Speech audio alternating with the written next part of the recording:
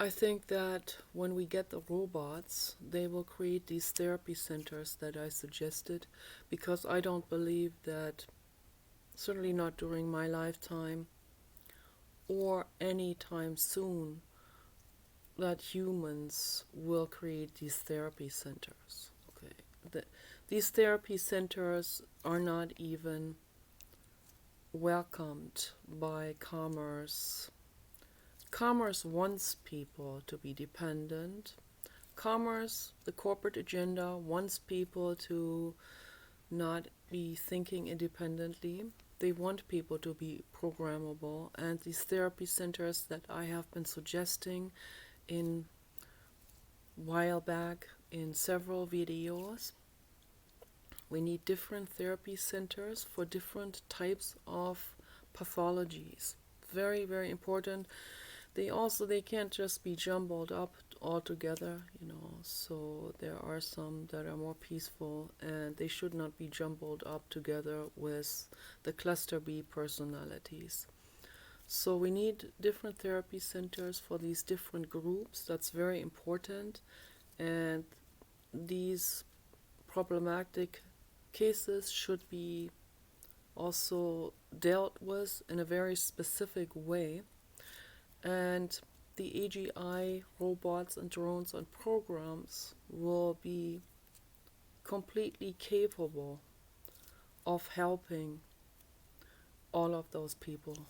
So, and maybe giving them a chance to heal just away at least a little bit, right? And become a little bit more compassionate. So that would already be a great improvement. And they will know when a person will be ready to live on his own and pursue some education or a job or something like this, and become a responsible person in this society, in that new society that the robots will be creating. A society that has never happened before. Okay? We've only had criminal insanity. We only had societies of self-serving selfishness and greed, and the consequences of that. So apparently there are cults and societies out there of sadistic people, and I already know from animal rights activism that there is something called sadistic tourism, and that's really, really disturbing. So, and this sadistic tourism also happens within a country, but offered by a university laboratory, where this thing is even funded with our tax money in terms of research projects that have been done 1,000 times already, torturing innocent animals over and over again. We already know that depriving a little rhesus monkey baby of touch results in unimaginable suffering, okay? These tests are being done again. My question is why? Okay, why would they do these tests again? They do these tests again because of sadistic tourism. These people take money under the table from people that have nothing to do with Harvard or other universities like San Diego University, Salk Institute, and other universities. They just go there, they pay. Some people may be associated with the universities, but they pay these research I don't know, conductors who are signed up to the university. I don't know whether the university direction, the directors, managers know about this or not.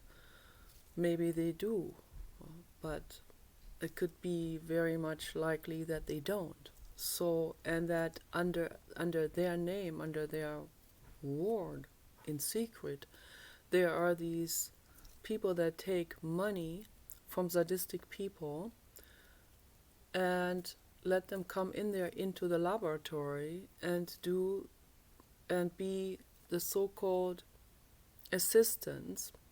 They'll get some alibi cover-up thing to make this look like it's some kind of real testing where someone is trying to uncover a cure or is doing this research project for their dissertation or something like this.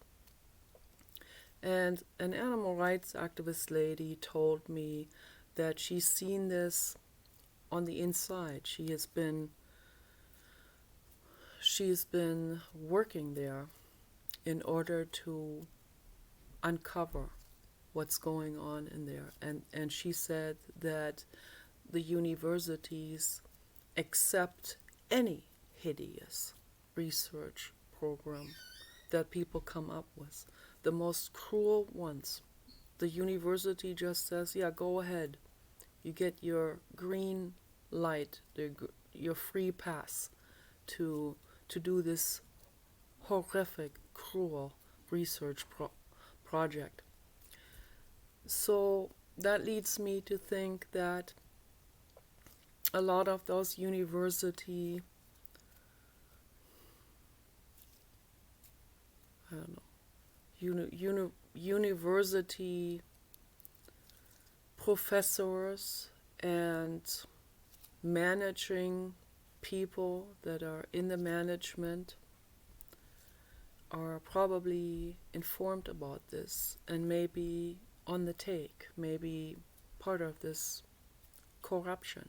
Okay, so that's a question I'm raising, so how far does this go, these kind of things, So these kind of things apparently are happening on a vast scale, and I think these are happening worldwide on a vast scale.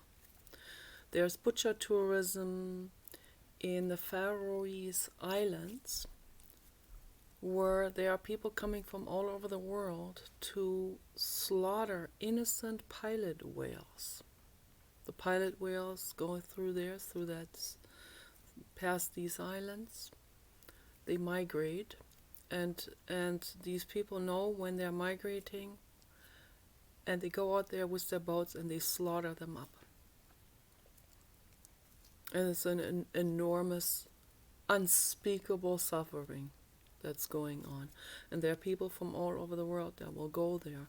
And I wonder, they might be paying them to participate in that.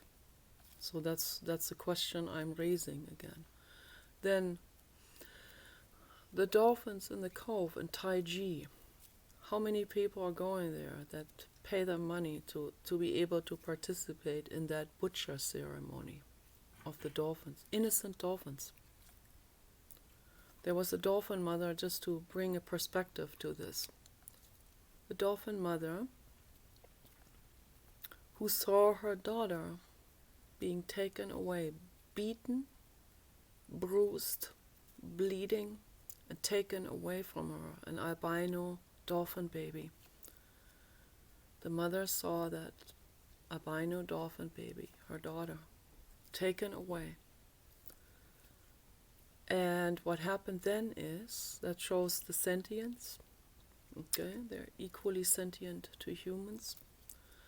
It's like as if someone beats your child and takes your child away, and you don't know what's going to happen to that child. This mother stopped breathing. And I know that for myself, when I get into a very deep depression, my breathing becomes very shallow. And sometimes I forget to breathe.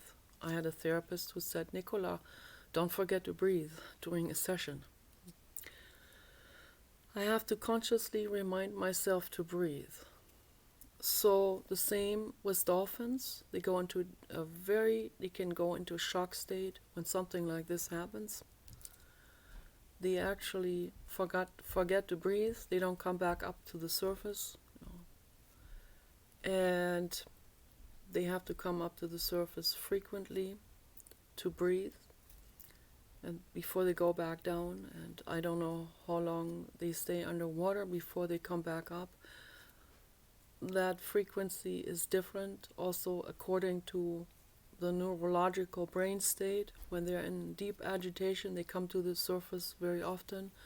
That's like hyperventilating. That's the same with mammals on Earth.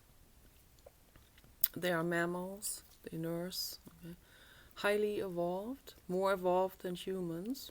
They had approximately 1 million years more time to evolve, okay, for the brain to evolve into a more convoluted and complex brain than the human brain, okay? This doesn't sit well with a lot of scientists because they are speciesists and they are egoic and they want to think of themselves, of their own species as being on top, but the human species is not on top with this. This is a fact, okay? And recent research supports that as well. And those researchers are having a hard time with the rest of the marine biologists out there that are speciesists. But ego escalations, it just goes into every direction with ego escalations. So, and if we allow the ego of the brain, of the human mind to escalate, then it will never stop escalating. So that's why we have to put a stop to it. You have to show a boundary. You have to protect yourself. The dolphin mother, never came back up to the surface. She died from asphyxiation because of grief over her daughter. I have to talk about this because most people don't know what's going on in the world. Okay, I don't know if I reach anyone with my videos. I don't know if anyone has that compassion. Where I just early I was lying on the grass in the sun and I was thinking about this. I was thinking about people's reactions sometimes when they see something. They go, "Oh, poor baby," and then they walk on and they even laugh. So the so-called compassionate reactions are often very, very, very, very superficial that I see on the internet. And that's because people are not attuned at all. They are not conscious, and their minds are mainly on their own pride. With men, it's particularly about pride, self-proliferation, the self, the prestige, the honor, and all of this. I said in my other video, honor needs to be recycled. For women, it is to be pretty, to be liked, so they will be quiet and they will be superficial. They'll never get into anyone's face. They'll never stand up for anything because they're too afraid that would ruin their self-image of being pretty. So it's all about the ego always, everything, So that's why, and out of this results all the suffering in the world. Okay, and that's why I make these videos, to bring awareness to this, so that we can meditate and free ourselves from these peer pressures and the egoic ways of thinking and become compassionate. Okay, you guys take care.